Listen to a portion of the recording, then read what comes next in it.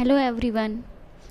आज हम लोग पढ़ेंगे techniques of animal cell culture या फिर एनिमल ऑर्गन कल्चर की टेक्निक्स। तो हम सबसे पहले देखते हैं एनिमल सेल कल्चर होता क्या है। तो it is an in vitro technique of culturing explant in aseptic environment with in artificial media under controlled condition. ये एक इन विट्रो टेक्निक है। इन विट्रो मतलब कि लैब के अंदर की जाने वाली टेक्निक है एक्सप्लांट को कल्चर करने। एक्सप्लांट में क्या क्या आ गया हमारा, एनिमल सेल, टिश्यू, ऑर्गन्स को कल्चर करने के लिए ये टेक्निक है जो कि लैब में कल्चर करना है under aseptic environment. Aseptic environment को प्रोवाइड करते हुए हमें इस कल्चर को करना है और आर्टिफिशियल मीडिया में और under controlled conditions. Controlled conditions का मतलब हो गया कि ह्यूमिडिटी, लाइट, टेम्परेचर, एयर, ये सब प्रोवाइड करके हमें एनिमल सेल को कल्चर कराना है। तो अब हम देखते हैं इसकी टेक्निक्स कौन कौन सी है।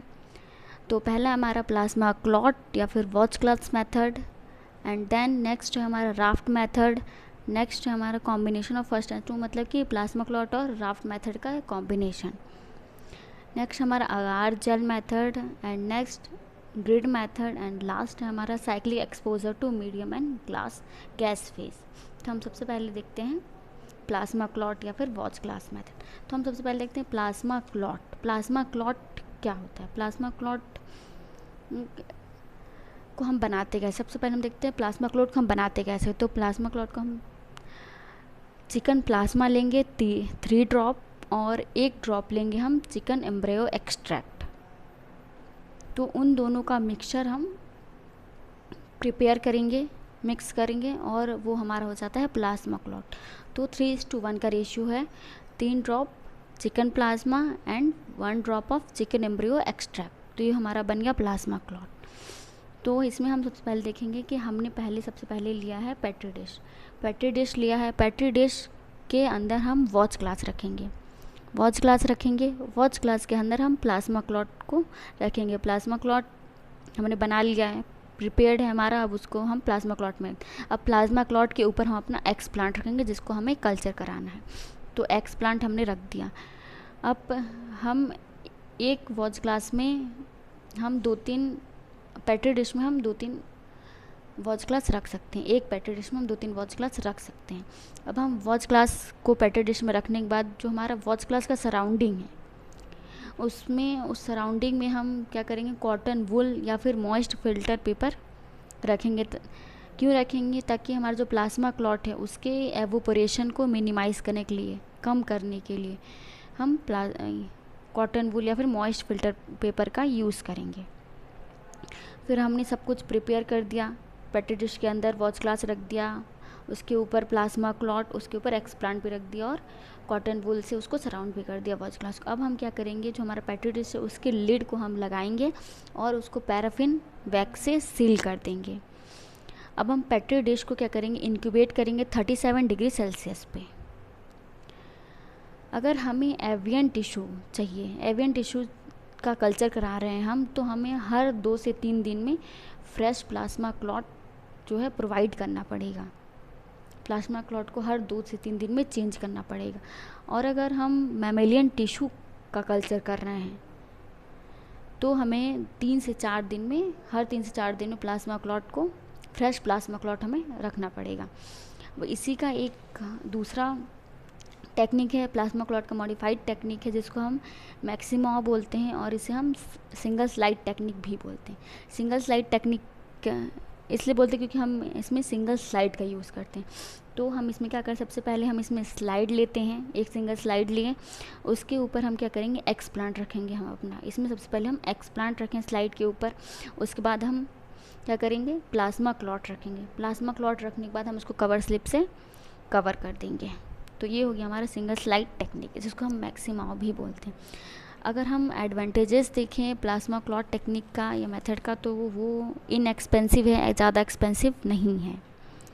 और हम इसको लाइट माइक्रोस्कोप से हम इसकी स्टडीज़, एक्सप्लांट की स्टडी कर सकते हैं, उसके ग्रोथ के बारे में हम लाइट माइक्रोस्कोप से भी स्टडी कर सकते हैं। ये हमारा एडवांटेजेस हो गया। डिसएडवांटेजेस में क्या है कि एक हमारे इसमें डिसएडवांटेजेस है कि एक्सप्लांट जो है हमारा वो लिक्विफाई हो जाता है। तो अगर हमारा हमारा जो प्लाज्मा क्लॉट है वो लिक्विफाई हो जाता है। तो जब हमारा प्लाज्मा क्लॉट अगर लिक्विफाई हो गया तो हमारा जो एक्सप्लांट है वो उसमें इमर्स्ड डूब सकता है। तो ये हमारा एक डिसएडवांटेजेस हो गया। दूसरा डिसएडवांटेज ये है कि जो हमारा कल्चर है, जो हमारा कल्चर हमने कल्चर कराया है, उसका जो लाइफ स्पेन या ड्यूरेशन होता है वो बहुत कम होता है। लाइफ स्पेन 4 वीक्स से भी कम होता है, बहुत कम होता है। 4 वीक तक भी नहीं चलता है वो, 4 वीक से भी कम होता है। और इसकी मीडियम में कॉम्प्लेक्सिटी होने के कारण, जो हमारा इतना कॉम्प्लेक्स मीडियम है उसके कारण हम इसके बायोकेमिकल एनालिसिस की स्टडी भी नहीं कर पाते। ये बायोकेमिकल एनालिसिस भी करना पॉसिबल नहीं होता है। तो ये हो गया हमारा डिसएडवांटेजेस। अब आता है हमारा एप्लीकेशंस। क्या क्या एप्लीकेशंस हैं? तो हम जो हमारा एक्सप्लांट है या फिर जो टिश्यूज़ है, हम एडल्ट मेमेलियन टिश्यूज़ पे हार्मोन्स, विटामिन्स, कार्सिनोजेंस के एक्शन कैसे होते हैं उनकी स्टडीज़ को हम स्टडी कर सकते हैं। उन पे एक्शन करा के टिश्यूज़ पे क्या एक्शन होता है उनके बारे में हम स्टडी कर सकते हैं। नेक्स्ट है हमारा राफ्ट मेथड। राफ्ट मेथड में हम क्या करते हैं, सबसे पहले देखते हैं कि इसमें राफ्ट यूज़ है।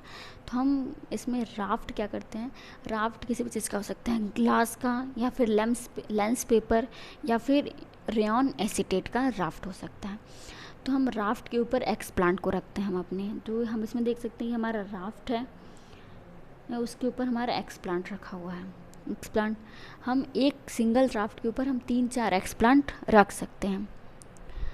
तो हम एक और डायग्राम में देखते हैं कि हमने पेट्री डिश लिया है, उसके अंदर हमने वॉच ग्लास रखा है। तो वॉच ग्लास के अंदर हमने सीरम रखा है, सीरम डाला है, सीरम के ऊपर हम रेयॉन एसीटेट या फिर लेंस पेपर रखा है, उसके ऊपर हम एक्सप्लांट को रखेंगे। तो ये हो गया हमारा राफ्ट मेथड। अगर हम सीरम में सिलिकॉन डाल देते हैं, सिलिकॉन से ट्रीट करा देते हैं हम सीरम को, तो हमारा जो लेंस पेपर या रेयॉन एसीटेट की फ्लोट करने की एबिलिटी है वो बढ़ जाती है। तो ये हो गया हमारा राफ्ट मेथड। इसी का जो हमारा नेक्स्ट मेथड वो है कॉम्बिनेशन मेथड। कॉम्बिनेशन का मतलब, कॉम्बिनेशन मेथड हम इसलिए बोल रहे हैं क्योंकि ये पेपर प्लाज्मा क्लॉट और राफ्ट मेथड का कॉम्बिनेशन है। तो इसमें हम क्या करते हैं कि सबसे पहले हम क्या करते हैं, एक्सप्लांट को हम राफ्ट पे, जो हमारा ग्लास का राफ्ट है उस पे रखते हैं। उसके बाद हम उस राफ्ट को, ग्लास को उठा के राफ्ट को हम किस पे रखते हैं, प्लाज्मा क्लॉट पे। तो हमने प्लाज्मा क्लॉट में एक डिसएडवांटेज देखा था कि हमारा जो प्लाज्मा क्लॉट होता है वो लिक्विफाई हो जाता है, जिसके वजह से हमारा एक्सप्लांट उसमें इमर्स्ड हो सकता। तो ये डिसएडवांटेज जो उसमें था यहाँ पे ये करेक्ट हो जाता है कि हम प्लाज्मा क्लॉट जो, जिसके वजह से हमने प्लाज्मा क्लॉट और एक्सप्लांट के बीच में हमने अपना राफ्ट रखा है ग्लास का। तो जिसके वजह से अगर हमारा प्लाज्मा क्लॉट जो है वो अगर लिक्विफाई होता है तो उसमें हमारा एक्सप्लांट श्रिंक नहीं होगा। तो ये हो गया हमारा राफ्ट मेथड। अब नेक्स्ट है हमारा अगार जेल मेथड। अगार जेल मेथड में क्या करते हैं हम कि हम मीडियम लेते हैं, उसमें 1% अगार डाल देते हैं। मीडियम में 1% अगार डाल दिए। अब हमारा जो जेल है हम उसको एम्ब्रियोनिक वॉच ग्लास में रखते हैं। ये जो हमारा बैग शेप का दिख रहा है ये हमारा एम्ब्रियोनिक वॉच ग्लास है, उसमें हमने अपना जेल डाल दिया, अगार जेल। अब अगार जेल के ऊपर हम क्या करते हैं, उसके सरफेस पे हम अपना एक्सप्लांट को ट्रांसफ़र कर दिए अगार जेल के सरफेस पे। अब हम क्या करेंगे, उसको पैराफिन वैक्स से सील कर देंगे। सील कर दिए। अब हम अगार जेल को हर 5 से 7 दिन में ये चेंज करेंगे। तो हम सब कल्चर कराएंगे फ्रेश अगार पे, अपना जो कल्चर है उसको फ्रेश अगार पे सब कल्चर करेंगे एवरी 5 to 7 डेज़ में। और हम एक्सप्लांट को एग्जामिन भी करेंगे, स्टीरियोस्कोपिक माइक्रोस्कोपिक होता है, उससे हम अपने एक्सप्लांट को एग्जामिन भी करना है। तो इस टेक्निक से हम बहुत सारे एस्पेक्ट्स को स्टडी कर सकते हैं, जैसे कि नॉर्मल ऑर्गन्स का या फिर ट्यूमर्स का भी हम डेवलपमेंटल एस्पेक्ट्स को स्टडी कर सकते हैं इस टेक्निक से। ये हो गया हमारा अगार जेल मेथड। अब हमारा नेक्स्ट आता है हमारा ग्रिड मेथड। ग्रिड मेथड में क्या है कि हमें ग्रिड की ज़रूरत पड़ती है, तो हम स्टेनलेस स्टील का शीट भी यूज़ कर सकते हैं या फिर वायर का ग्रिड भी यूज़ करते हैं, जिसका जो 25 mm इंटू 25 mm पीस का होता है, वो एक हम शीट यूज़ कर सकते हैं। तो उस शीट में हम क्या करते हैं, उसमें 4 लेग्स होते हैं, उसके एजेस पे 4 लेग्स होते हैं, 4 mm हाइट का। अब अगर हमें हार्ड हमारा टिश्यू या फिर स्केलेटल टिश्यू है तो हम उसको डायरेक्ट जो है अपने ग्रिड पे रख सकते हैं, लेकिन हमारा जब सॉफ्ट टिश्यू है तो हम उससे पहले क्या करते हैं, राफ्ट पे रखते हैं। राफ्ट के बाद हम राफ्ट को हम ग्रिड पे रख देते हैं। अब हम क्या करते हैं, इसमें हमने देखा है कि हमारे एक पेट्री डिश है, पेट्री डिश के अंदर हमने लिक्विड मीडियम, हमारा जो पेट्री डिश है वो कल्चर चैम्बर बन गया है। कल्चर चैम्बर में हमने क्या डाल दिया, लिक्विड मीडियम। अब लिक्विड मीडियम के अंदर हम क्या डाल दिया, अपना ग्रिड। ग्रिड के ऊपर क्या है, हमारा राफ्ट, और उसके ऊपर हमारा एक्सप्लांट है। हम राफ्ट के ऊपर 2-3 एक्सप्लांट रख सकते हैं। और हम जो चैम्बर है हमारा कल्चर चैम्बर, उसमें हम O2 और CO2 फ्लश करते रहते हैं, ताकि उसका जो O2 कंसनट्रेशन है वो प्रॉपरली उसको मिलता रहे, मेंटेन रहे हमारा O2 कंसनट्रेशन। और ये बहुत सारे एम्ब्रियोनिक टिश्यूज़ या एडल्ट टिश्यूज़ के ग्रोथ और डिफ्रेंशिएशन को के स्टडी में हेल्पफुल होती है ये टेक्निक। अब हमारा आता है लास्ट, जो है हमारा cyclic exposure to medium and gases. ये बहुत यूज़फुल टेक्निक है, क्योंकि इसमें जो हमारा कल्चर है उसको हम 4 to 5 मंथ तक प्रिजर्व हो सकता है ये। और ह्यूमन अडल्ट टिश्यूज़, इसमें ह्यूमन अडल्ट टिश्यूज़ या फिर कोई भी टिश्यू उसको ये उसके लिए यूज़फुल होता है, यूज़फुल टेक्निक, क्योंकि हम इसे ज़्यादा टाइम तक इसका लाइफ स्पेन होता है हमारे कल्चर का।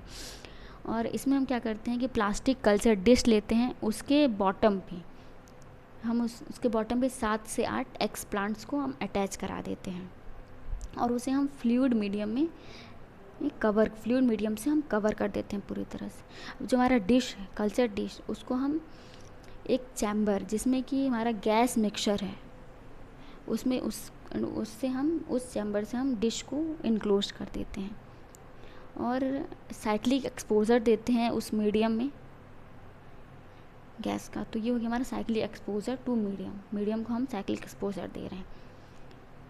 अब इसका हम एडवांटेजेस देखते हैं, तो ये कंपेरेबल है, इसके हम फिजियोलॉजिकल स्टडीज़ कर सकते हैं, इस कल्चर की फिजियोलॉजिकल स्टडीज़ करना पॉसिबल है।